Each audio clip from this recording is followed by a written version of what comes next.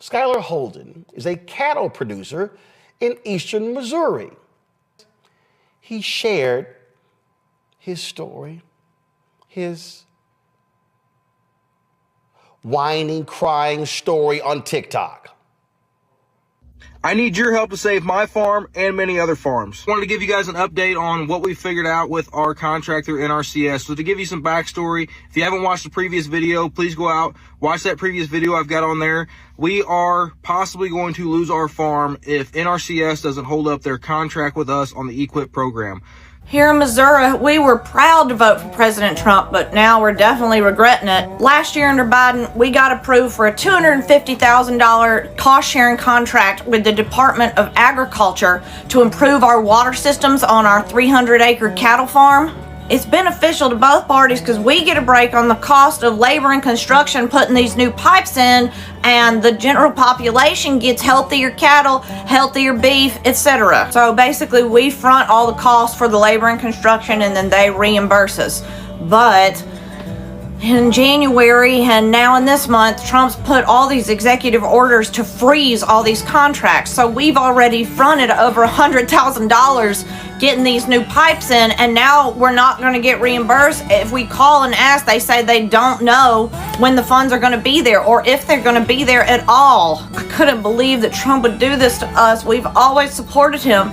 But then my friend sent me an article on what he used to do as a real estate mogul in New York, and apparently he didn't pay companies all the time that he did business with. So I don't know if this is ever going to get solved. We can't afford it. I don't know what we're going to do. Since the election, everyone has reminded me that I thought Kamala Harris was going to win. Everyone has reminded me that she didn't win and Donald Trump won. I've seen it over and over and over again. But what I also said was if Donald Trump did win, it would be a disaster for farmers and oil workers. Because last time Donald Trump was president, it was a disaster for farmers and oil workers. Now, he really hasn't gotten to oil workers yet. But hey, farmers, how you doing? Yeah, you see, the last time Donald Trump was president, over 100,000 farms went belly up in America. So here he runs for president again, and what do you farmers do? Yeah, you vote for him again. And I don't understand why, but it's one of those cases where you effed around and now you're going to find out again. Because apparently he didn't do enough damage the first time. You wanted to see it a second time. So here we are. Farmers should support the vulnerable and minorities because no one understands how delicate and fragile life can be like a farmer. Hi guys, welcome back. My name is Robbie Masaga.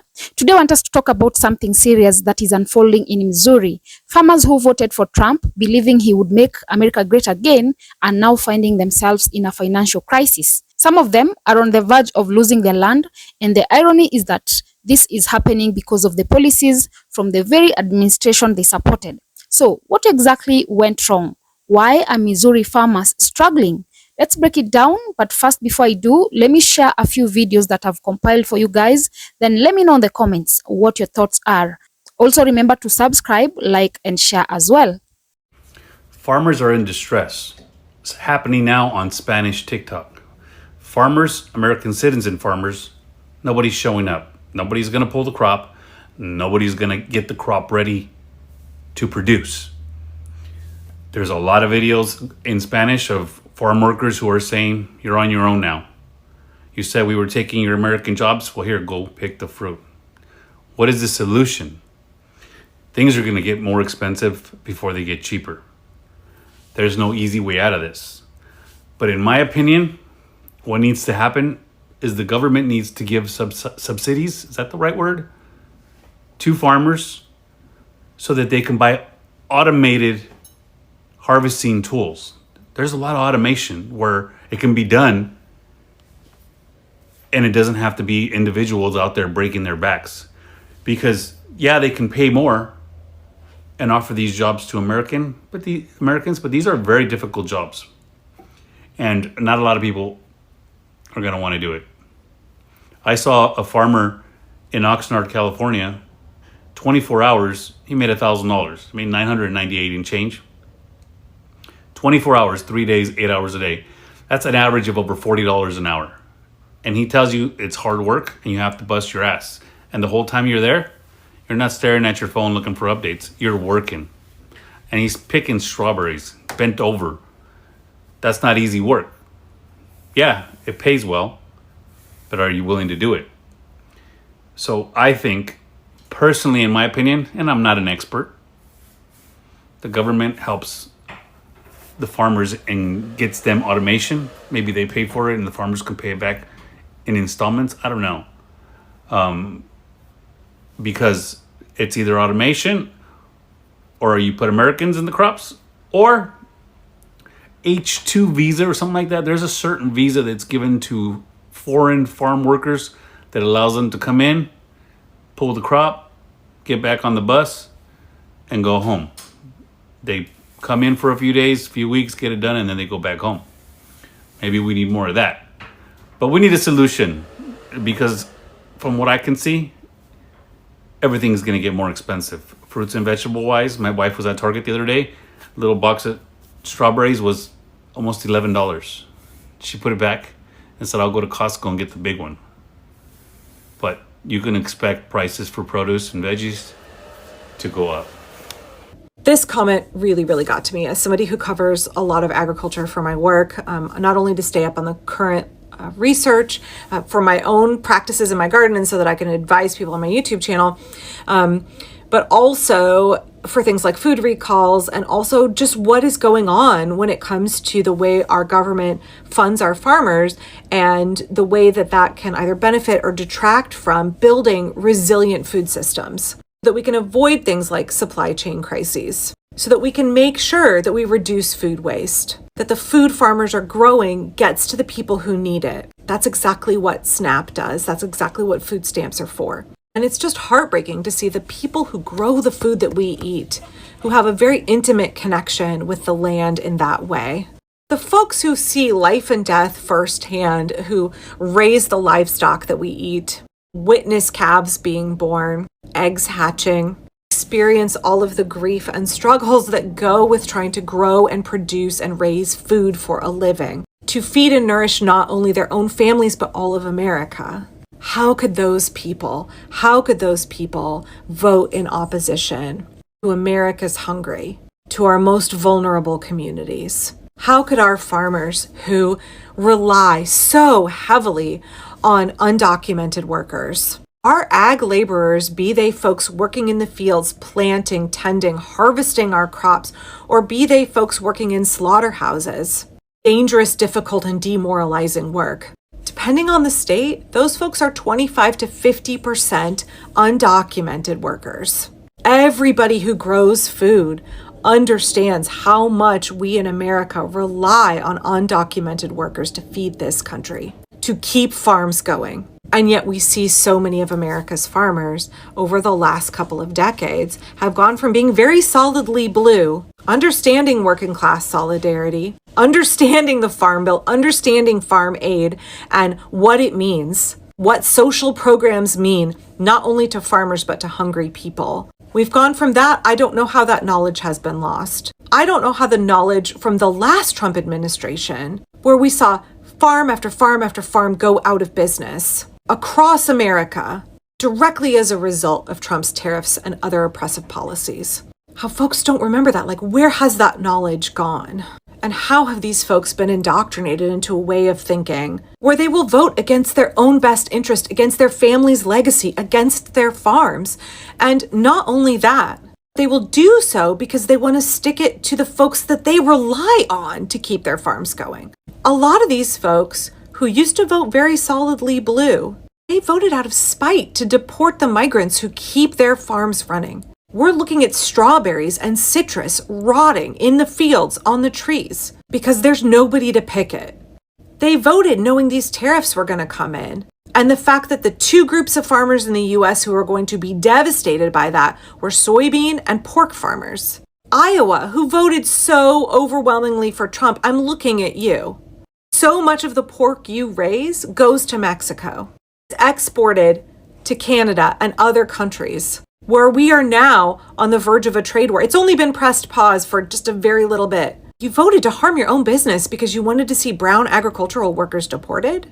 Farmers across America, you voted to shut down the subsidies that keep your dairy farm, your wheat farm, the corn you grow for cereals and corn syrup, the soy you grow for baby formula, the beans, the split peas, the peanuts that you grow, that all get distributed to needy, hungry folks through programs like WIC, through free and reduced lunch, through food stamps, through USAID programs that ship especially things like powdered milk and legumes overseas to people experiencing crisis, to refugees. You voted to undermine your own business, your own farm, and the farms of your neighbors because you didn't like these folks getting a handout. You didn't like seeing welfare queens benefiting from pork off the state, when what they really were doing was getting fed the food that the government wanted to pay you for, the surplus food that you were growing that in the 1920s and 30s would have been dumped on a cliff or burned in a field. The government instead was buying that off of you to feed all of those folks. But you would rather see them go hungry and see your own farm go under. And to understand how you are a massive recipient of social welfare programs. The socialist programs we have in America are mutually beneficial for you and for the hungry. Y'all are connected. You're connected. These programs were good for both of you. The labor of undocumented workers kept your farms going. I would argue that it was in many ways better for you than it was for them because they were paid exploitive wages and subjected to very harsh working conditions. Is your hatred for vulnerable people so strong that you are willing to tank yourself and tank this whole country? Because that's what it looks like right now. From folks who should have the most intimate, connected understanding of life and death, of how precious and delicate and fragile life is. I don't know, but like as a permaculturist, raising ducks and chickens and turkeys, having beehives, has taught me to be so much more compassionate and to not only value life more, but to look for the ways that all of life is connected, to understand the way the mason bees pollinating my orchard, the Anna's hummingbirds nesting in the protective thorns of my raspberry patch, the Cooper's hawk catching mice in my veggie patch. All of these things are connected, and yet you failed to see how you are connected to hungry folks through government funding. How you are connected to the migrant workers who work on your farms, and that your actions, your vote, not only hurts all of these people that you work with that are in your communities, because God, we know how many folks in rural America utilize government programs like WIC, like SNAP, like TANF, like free and reduced lunch, like farmers market vouchers for elders. Those folks are in your community, they're your neighbors, they go to church with you. This to me is really heartbreaking. What have America's farmers lost in terms of their understanding, their empathy, their connection to the world around them, to their communities, to their fellow Americans? How can you have such an intimate relationship with the land, with life and death? You see every day how life is interconnected, and yet you have lost sight of the way that we are as a country as well. And I don't think that it's too late for America's farmers to realize that they have gone down a path that is very dark and is hurting them and has really devastating consequences for all of us. I don't think it's too late for folks to realize what they've been complicit in, what they supported, and how wrong they were. Maybe there will have to be more consequences. It will have to hurt more before folks wake up. Maybe it'll have to impact them directly more before they realize the connection that was always there to their neighbors. In the ways that Elon Musk is destroying, obliterating those connections in ways that can only serve to make all of us suffer more. The most vulnerable, the most needy especially, but also America's farmers, also everybody in America's working class. So I realize that my videos are all like an exhortation to America's farmers. They really are. Like, come back to your roots. My grandpa was a farmer in Indiana.